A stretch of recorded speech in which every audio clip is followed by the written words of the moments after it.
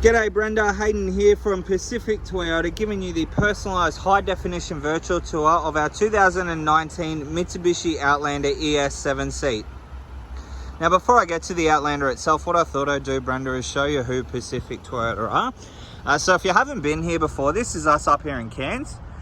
So here at Pacific Toyota, we actually have two premium used car locations. So at the moment, we're on one of our sites. Now between the two yards, we stock in excess of about 160 to 180 vehicles at any given time. Now if we follow Mulgrave Road, which is just out in front of me, heading back out of Cairns, about 2 kilometres up the road, we have our other used car lot. And beside them, we also have our two brand new showrooms. So we have Toyota and Lexus over there. We also have our spare parts and our service department just behind them. We also own Hino trucks, opposite lock full drive accessories, and Coral Motors. So we are quite a large dealership up here.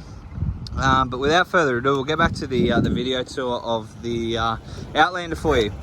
So as I sort of mentioned on the phone, basically what I'm going to do is just show you through the entire vehicle. So we're going to go through everything: the paint and panel, the service history, the interior of the vehicle, pretty much everything I would normally show you as if you were standing right next to me, just through video. So first of all, what we'll do, we'll just pop the hood.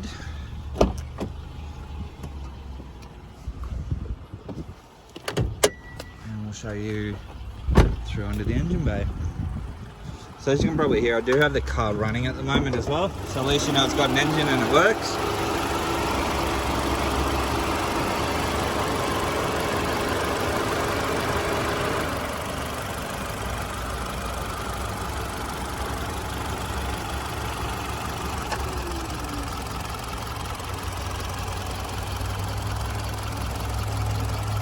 So as you can see, nice and tidy underneath there. Everything has its place. Just close that one down.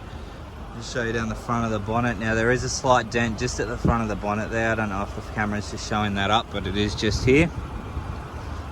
But other than that, everything else is nice and tidy through the front. There's no stone chips or anything like that through the front there.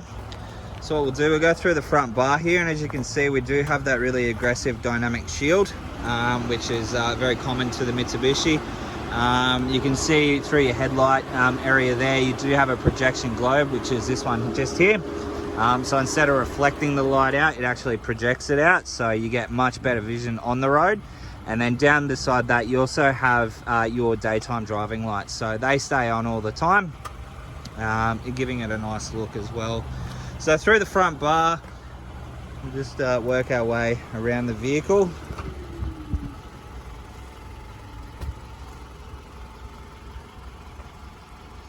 As you can see, nice and tidy through the front area there.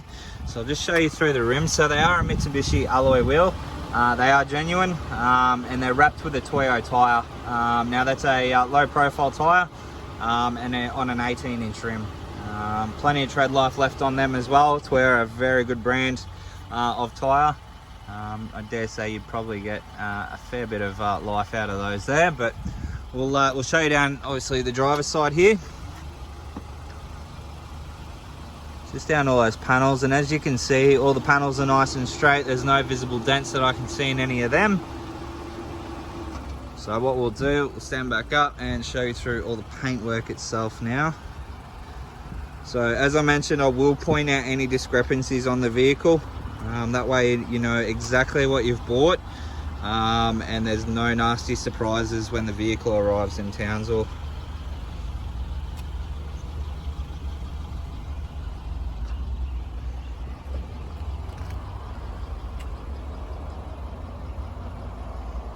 Alright, so just working our way through to the rear of the car now.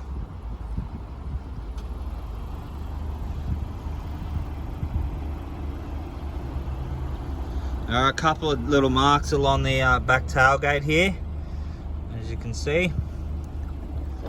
Just pop that one open. Alright, so this is the boot area. As you can see, I've already got a seat set up like that. Literally it's just pull and drop, and that drops back into the floor like that. So nice large boot area there. Plenty of space to fit all the sporting gear. And obviously if you do need those 7 seats, you do have a little bit of space in the back as well, so that's what you're working with at the back there. 12 volt auxiliary ports, so if you do have a fridge or anything like that, you can plug your fridge in along here, have one seat up, or the sporting gear on one side, and then all your food and drinks for the day ready to rock and roll on the other side, keep it nice and cool. So we'll close this one down.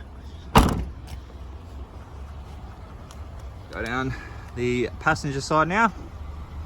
So again, just showing you down, all those panels are nice and straight, and as I can see, there's no visible dents. Looks pretty Mickey Mouse to me. So again, we'll just go through all the paintwork now.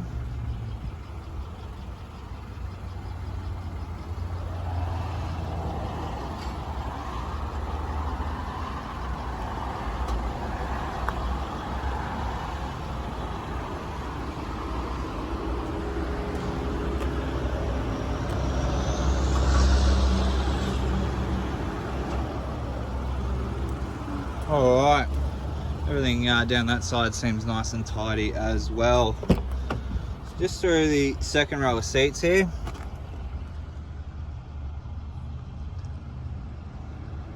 Got the USB port down the bottom there to charge your phone.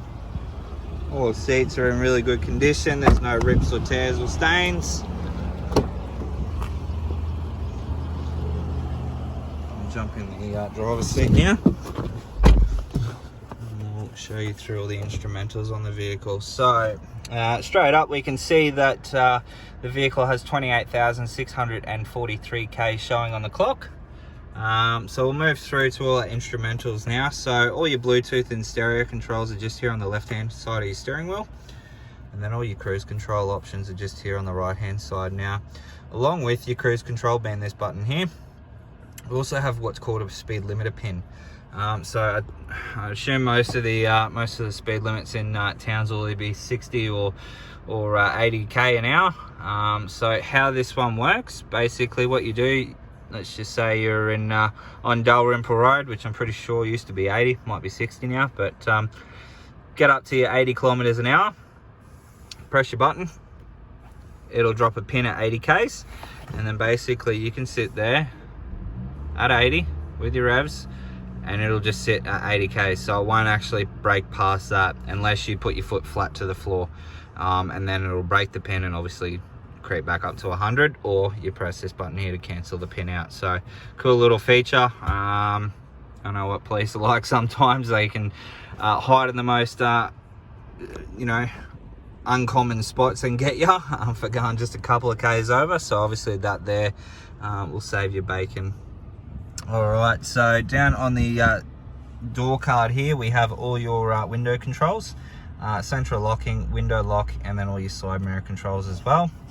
Across over here, this button just here controls everything in the center screen there, as you can see. Traction control, don't advise touching that one, probably just leave that one on the whole time. And then your adjustable headlights, so really cool on this one. Might come in handy, obviously a hospital out at Douglas if you've got to travel on the ring road at night time.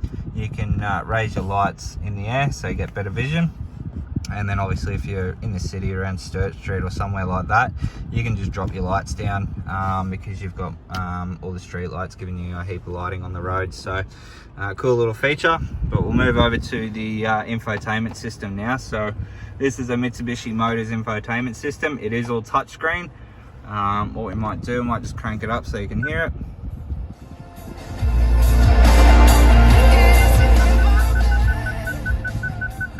Alright, so as you can hear there, all nice and clear sound coming out of all speakers. Now this one, as I mentioned, is fitted with Bluetooth, it's fitted with USB connectivity, but it's also fitted with a little thing I like to call Apple CarPlay, which is in apps. So I can't show you because I need the phone plugged in and it will cancel out the video, but I can tell you how it all works. So basically what happens is you grab your USB charger, works with Apple or Android, and you plug it in down the bottom here into USB port.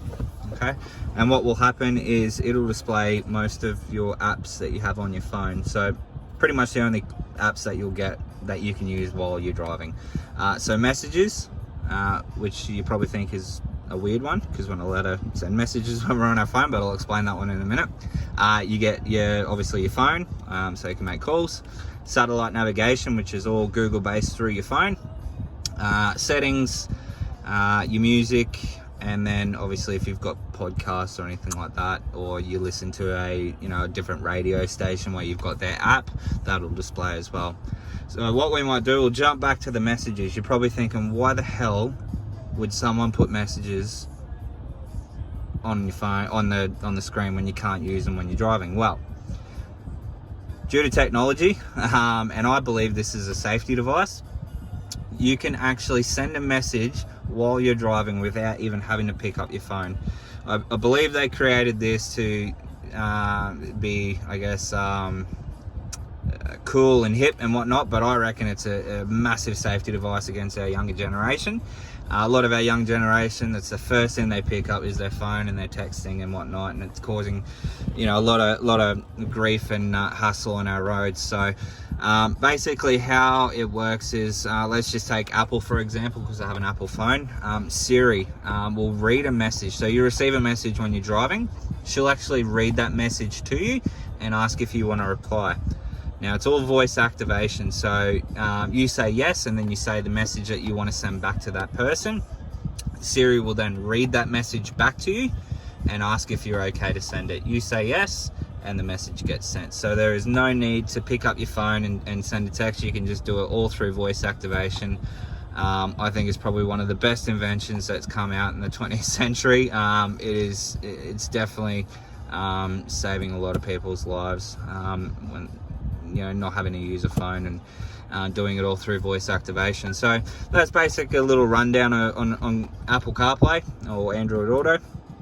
So we might run through the rest of the car now. So dual zone climate control, so each side can have their ideal temperature. So if the passenger light says on 18.5 and I like mine on 22, obviously 22.5 will come out my end, and then 18.5 will come out on the passenger side. Down here, 12 volt auxiliary port, your USB connection, couple of cup holders there, obviously automatic gearbox, you have your four-wheel drive lock, and then obviously your handbrake system there, so it is an electric handbrake. Service history wise, so with Mitsubishis you only have to service them every 12 months or 15,000 Ks, so benefit to you there is you save a hell of a lot of money in servicing.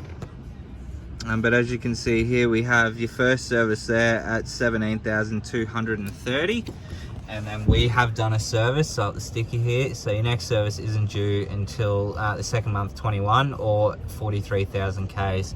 The boys just haven't stamped it in the book, but that's no drama, I can get that done for you.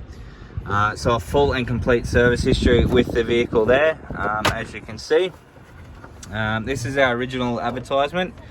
So you can see there the original price was $27,990. We have reduced it quite heavily down to $25,990. At the end of the day, I understand your daughter has had a car written off, and I would love to be able to help you out in working out a fantastic deal to get this car down to Townsville for you. But look, we need to make sure this is the right car for you first. So I'm going to let you watch the video. I hope you enjoy it, and if you do have any questions, please, you have my number, don't hesitate to give me a call. But I look forward to chatting with you further. Thanks, Brenda.